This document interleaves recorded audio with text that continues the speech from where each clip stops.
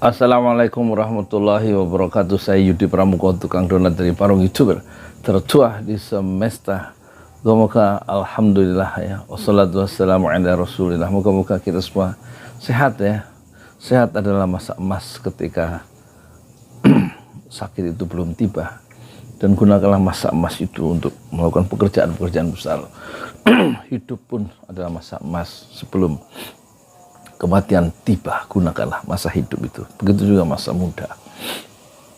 Membandingkan pikiran-pikiran cemerlang Anies Baswedan dengan Prabowo, dengan Ganjar, tentu sangat menarik ya. Beberapa diskusi di forum internasional seperti atau wawancara dengan jurnalis internasional di berbagai tempat, kita melihat ya poin-poin pikiran Anies Baswedan, bagaimana dia cara mengambil keputusan itu berbasiskan regulasi, berbasiskan keadilan, berbasiskan apa diprioritaskan, berbasiskan common sense dan lain-lain. Dan dia bisa bicara tentang kerusakan lingkungan hidup yang merupakan satu apa ya dampak langsung dari kapitalisme global misalnya, termasuk meningkatnya apa itu suhu, apa sih namanya itu, pemanasan global itu loh.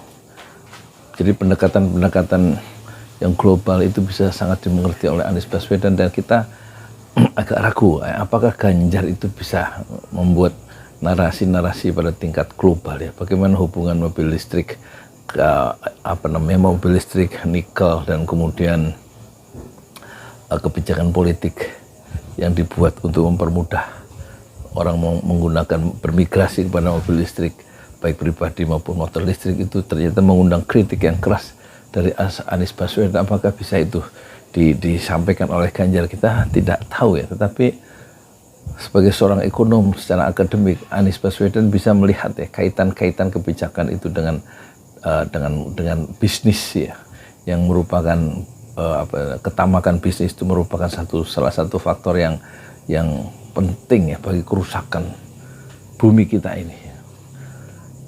Dan soal bahwa Ganjar misalnya dekat dengan rakyat karena sering ketemu rakyat, itu sebenarnya dekat yang sangat artifisial ya.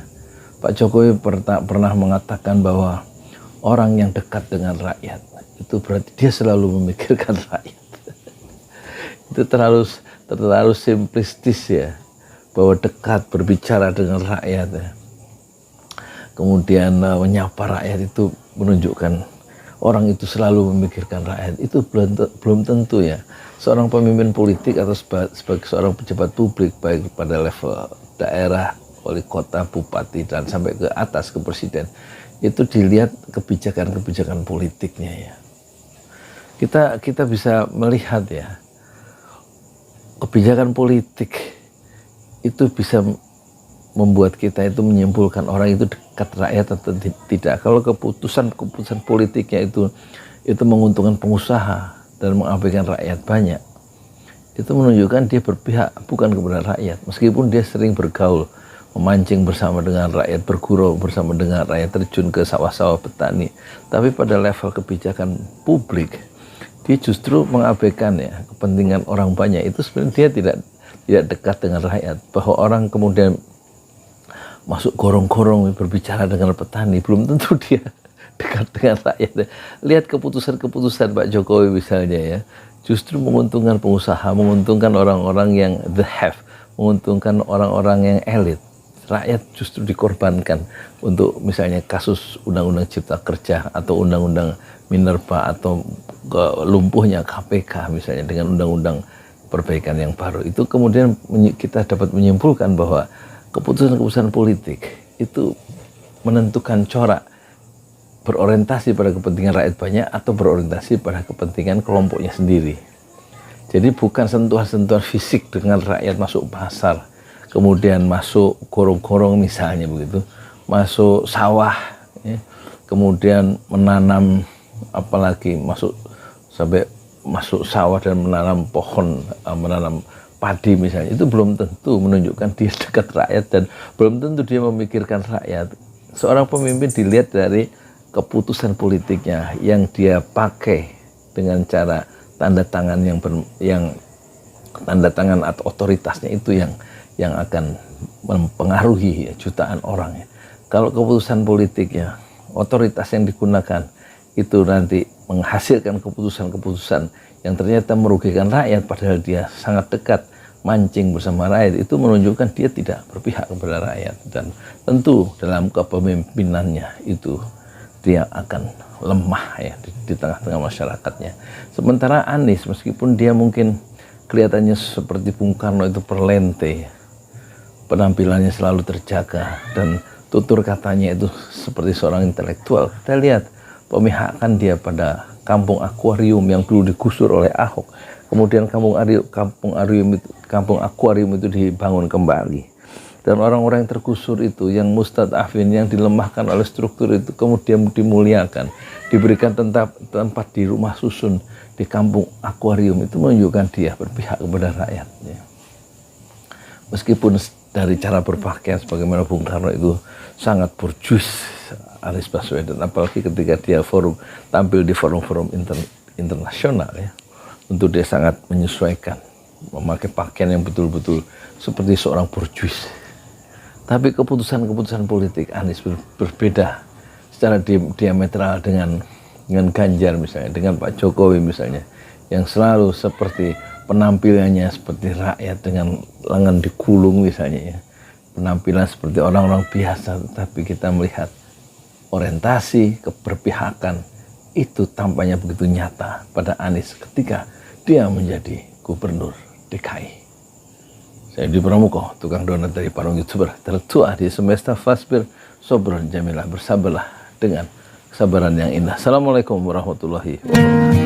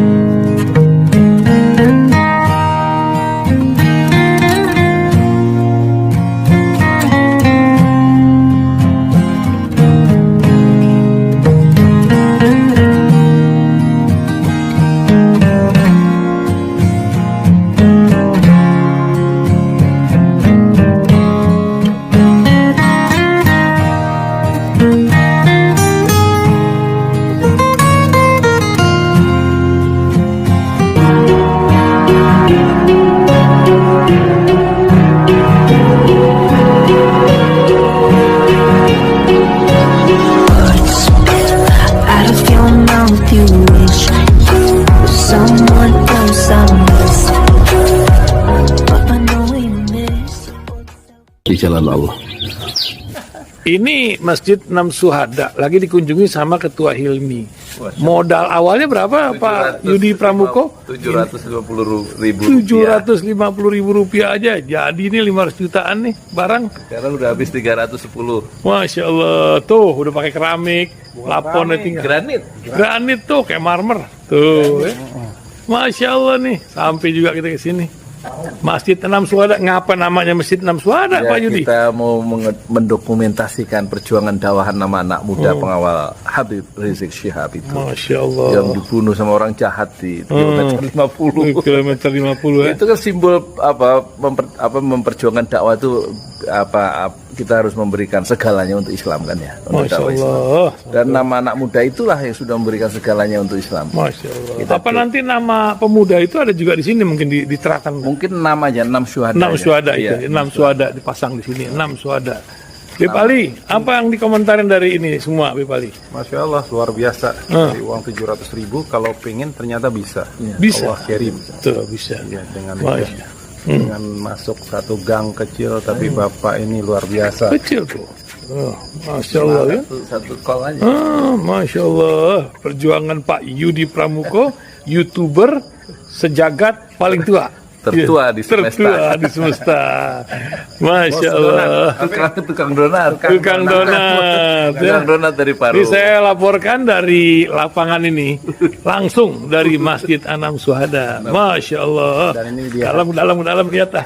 Tuh lihat tuh masjidnya. Tuh imamnya di situ tuh. Malam-malam lagi kita. Masya Allah. Masih kurang nih. Atapnya katanya transfer.